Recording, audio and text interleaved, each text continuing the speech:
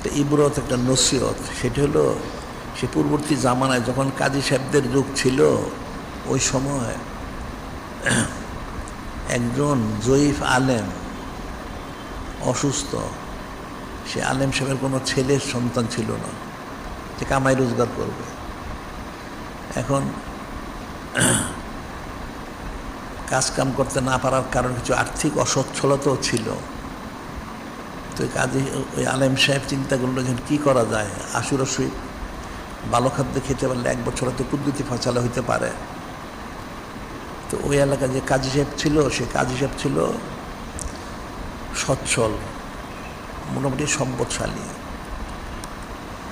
তো সেই জয়ীব দুর্বল আলেম সাহেব উনি চিন্তা করলেন যে কাজী সাহেবকে বলে কিছু ব্যবস্থা করা যায় কি না।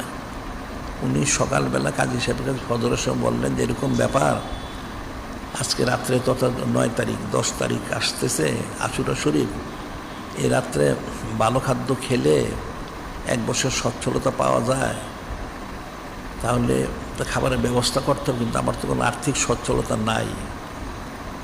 তো কাজী সাহেবকে আলেম সাহেব বললেন তাহলে আপনি একটু ব্যবস্থা করে দিতেন, হয় আপনি আমাকে হাদিয়া দেন অথবা কবজা হাসানা দেন। কী দিতে হবে? 10 সের আটা, 10 সের গম এবং 2 দিরহাম পাক শাক করার জন্য।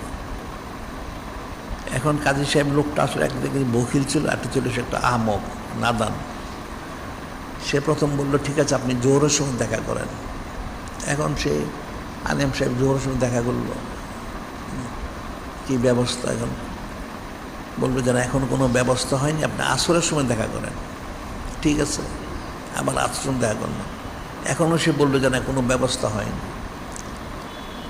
তাহলে কী করতে হবে? এশার সময় দেখা করেন।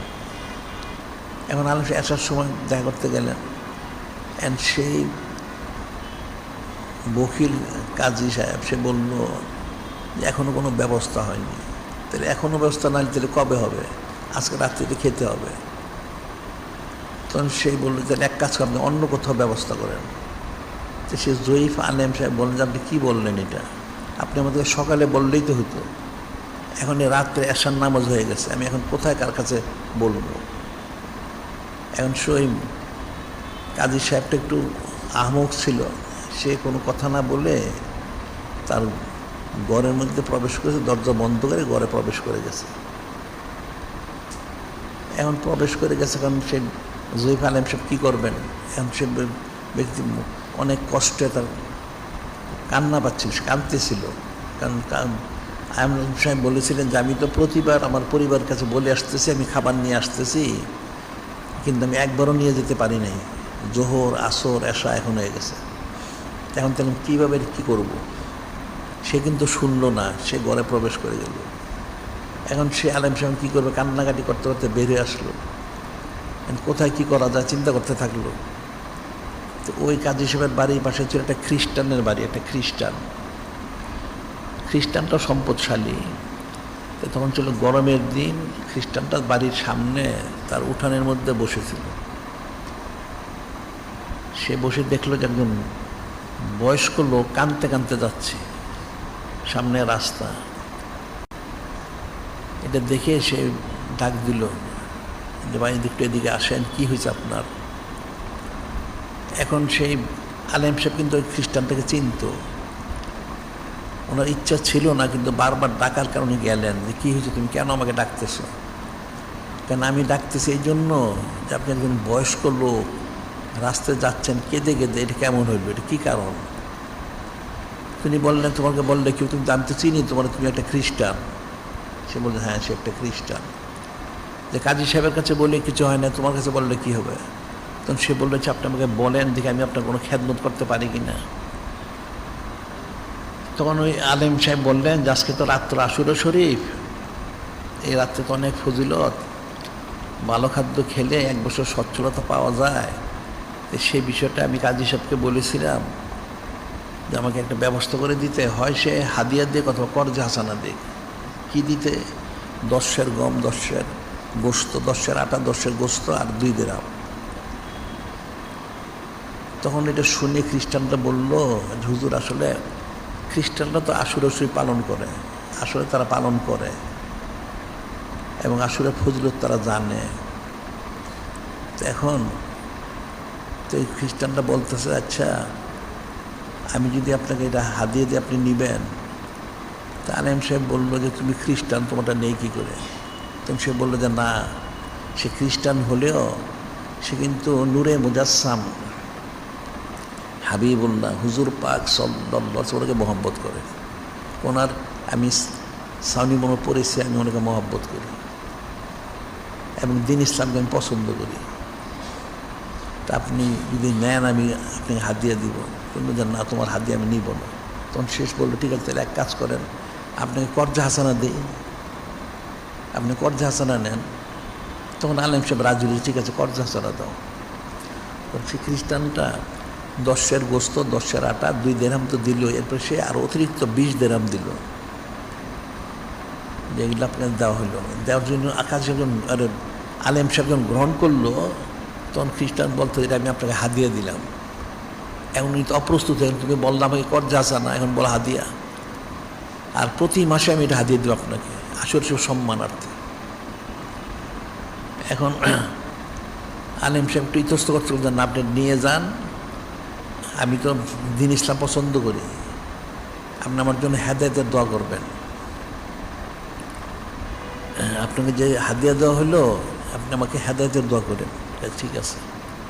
এখন সে আলেম সাহেব তো সব নিয়ে গেল, নিয়ে যে তারা বাড়িতে তো তার যারা ছিল ক্ষুধার্ত সবাইকে মিলে পাকশা করে খাওয়া দাওয়া করলো, করে কাজী সাহেব আলেম সাহেব দোয়া করলো সবাই মিলে, যে লোকটা হেদায়েত চেয়েছে, জানলাম যে লোকটা আমাদেরকে হাদিয়া তোফা দিল, আপনি তাকে হেদায়েত দান করেন, ইমান দান করেন, ইসলাম দান করেন।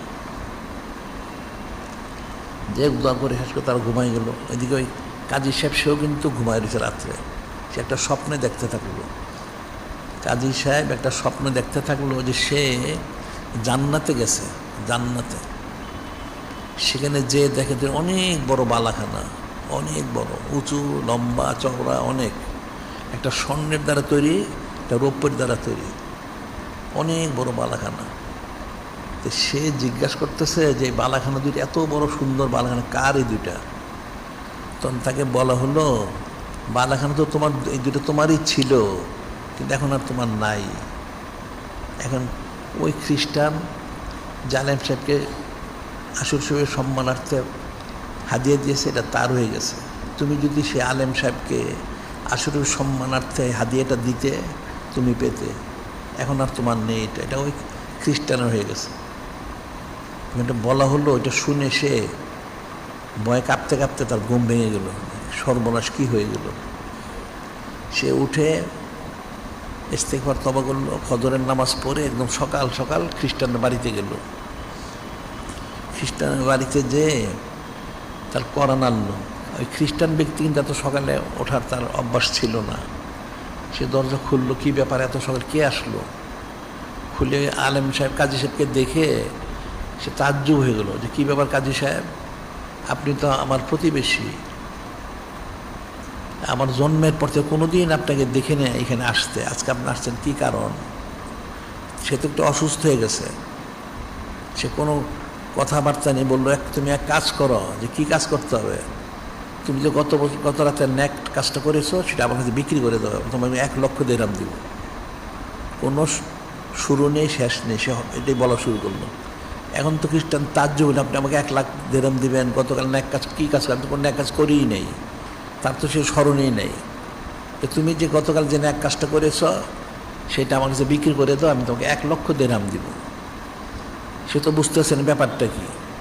তখন সে বলল, কাজী সাহেব কেন তুমি গত রাতে একজন আলেম সাহেবকে আসর সম্মানার্থে কিছু হাদিয়া দিয়েছো?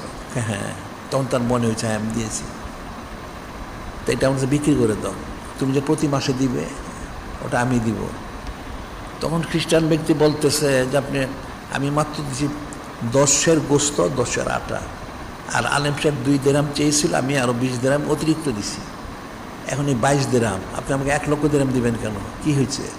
সে প্রথম বলতে চাচ্ছিল না, পরে সে বলল যে আসলে ব্যাপারটা হচ্ছে, সে তো আর অসুস্থ হয়ে গেছে, আসলে এই বকিল লোকটা অসুস্থ হয়ে গেছে। তখন সে বলে যে সে স্বপ্নে দেখেছে একটা। কী স্বপ্নে দেখেছেন? যে এরকম জান্নাতে দুটো বড় বড় বালাখানা, একটা স্বর্ণের দ্বারা, একটা রৌপ্যের দ্বারা তৈরি। তো সেটাই তাকে বলা হয়েছে, ওই গরিব আলেম সাহেবকে যদি আসর সম্মানার্থে যদি সে এই হাদিয়াটা দিত তাহলে এটা তার থাকতো। এখন সে যদি দেয়নি, এখন খ্রিস্টান ব্যক্তির হয়ে গেছে। তো অনেক কাজী সাহেব বলতেছে যে আসলে তুমি তো খ্রিস্টান, তুমি তো জান্নাতে যেতে পারবে না। কারণ আল্লাহ তো কোন নাজিল করেছেন, হুয়াল্লাযী আরসালা রাসূলাহু বিল হুদা ওয়া দীনিল হক লিইয়ুযহিরাহু আলা দ্বীনি কুল্লি কাফা বিল্লাহি শাহীদা। যে আল্লাহ পাক কোরআন শরীফ নাজিল করেছেন, তিনি সেই মহান আল্লাহ পাক, তিনি ওনার হাবিব মাহবুব নূরে মুজাসসাম হাবিবুল্লাহ হুজুর পাক সাল্লাল্লাহু আলাইহি ওয়াসাল্লামকে সত্য দিন হেদায়েত পাঠিয়েছেন। পিছনের ওহি মোবারকদার নাজিল কিন্তু যত দিন এবং পিছনের বর্তমান ভবিষ্যৎ মানব রচিত সব বাতিল করে দিয়েছে। কাজেই তোমাদের খ্রিস্টান ধর্ম তো বাদ হয়ে গেছে। এই জন্য সাক্ষী যিনি খলিক, যিনি মালবাল্লাহ, তিনি নিজেই, এবং এই সাক্ষী যথেষ্ট। আর রসুল হচ্ছেন নূরে মুজাসসাম হাবিবুল্লাহ হুজুর পাক সাল্লাল্লাহু আলাইহি ওয়াসাল্লাম, তিনি। কাজে তুমি তো জান্নাতে যেতে পারবে না, তুমি তো খ্রিস্টান, তুমি বিক্রি করে দাও। এখন খ্রিস্টান খুব চিন্তিত হলে তার ব্যাপারটা কি? এত বড় দুটা বালাখানাত বলা হলো তাকে, এখন খ্রিস্টানের হয়ে গেছে, সে যেতে পারবে না, তাহলে সে পাবে কী করে? তখন খ্রিস্টান ব্যক্তি বলল, আচ্ছা কাজী সাহেব, তাই কী করলে পাওয়া যেতে পারে? ওই বালাখানা দিলে কী করলে পাওয়া যাবে? তুমি যদি মুসলমান হও, তুমি যদি মুসলমান হইতে পারো তাইলে পাবে, অন্য কোনো দিন পাবে না তুমি। তখন সে খ্রিস্টান ব্যক্তি বল, মুসলমান হলে পাওয়া যাবে? হ্যাঁ পাওয়া যাবে।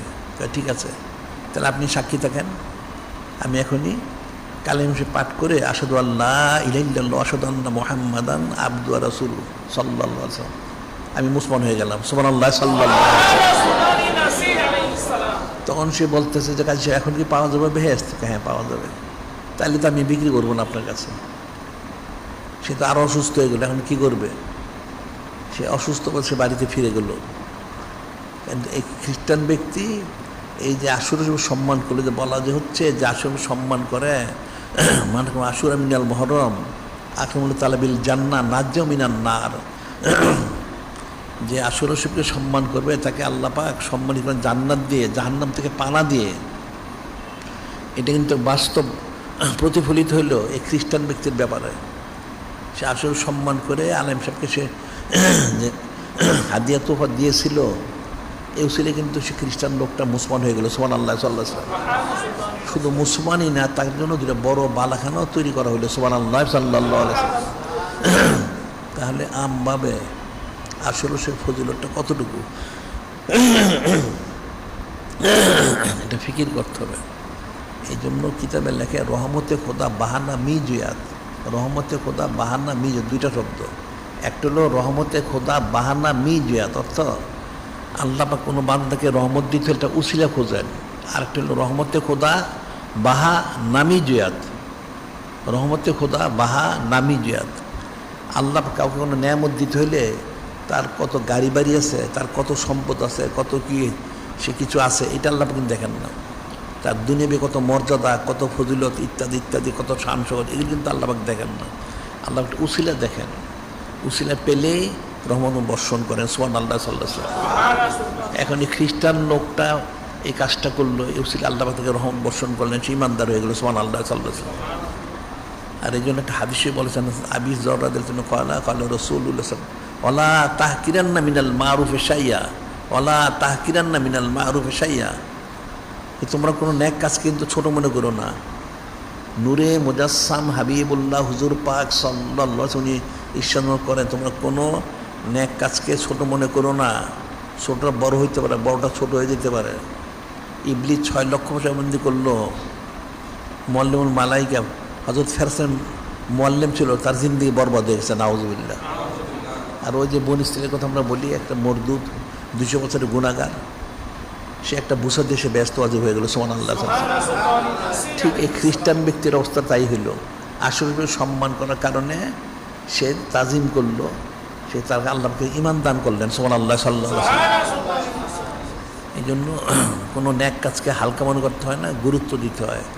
আর এগুলি এই সমস্ত হাদিস শরীফগুলি কিছু ফাসেক ফুজ্জার আছে, ওলামায়ে সু, যিনি সারাদিন কাফেরে গোলামি করে, ওগুলো তো আল্লাহ গোলামি করতে পারে না। নূরে মুজাসসাম হাবিবুল্লাহ হুজুর পাক সাল্লাল্লাহু আলাইহি ওয়াসাল্লাম ওনাদের গোলামি করতে পারে, বলি কাফেরের গোলামি করে, ইহুদি নাসারা মুশরিকের। ওগুলি এই সমস্ত হাদিস বলে গেলে এটা জয়ীফ হাদিস শুধু। আর এই শরীয়তুর উসুল আছে, আমলের জন্য জয়ীফ হাদিস যথেষ্ট। એટલે ইয়াকিনের সাথে সম্পর্ক, আকীদার সাথে সম্পর্ক, এটা মনে রাখতে হবে। এই আশুরা শরীফটা ইয়াকিন আকীদার সাথে সম্পৃক্ত।